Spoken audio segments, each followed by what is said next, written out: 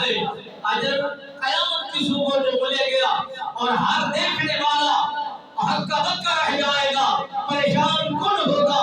کون ہے یہ لوگ جن کی اعضاء چمک رہے ہیں، جن کی پیشانیاں چمک رہی ہیں، جن کے قدم چمک رہے ہیں، جن کے بازو چمک رہے ہیں، جن کے سر سے نور نکل رہا ہے؟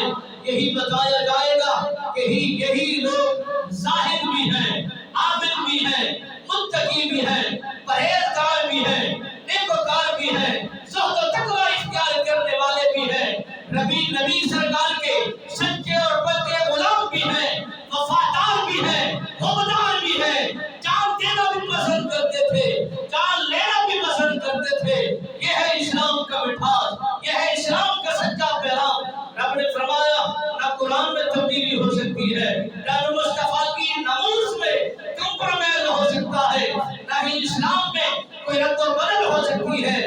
جیسے ہی اسلام آیا ہے، قیامت کی صبح تک ایسی ہی چمکتا رہے گا۔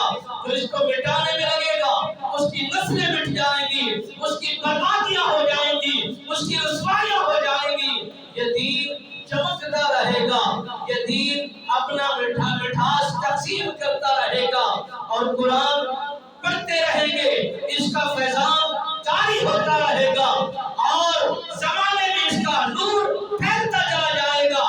اور جو ناموس رسالت کی بات ہے، میرے نبی سرکار کے ناموس پر رب بے نیاز نے فرمایا کوئی آپ کی حفاظت کرے یا نہ کرے، رب نے فرمایا میں آپ کی حفاظت کرنے والا ہوں، آپ کی ناموس کی حفاظت کرنے والا ہوں۔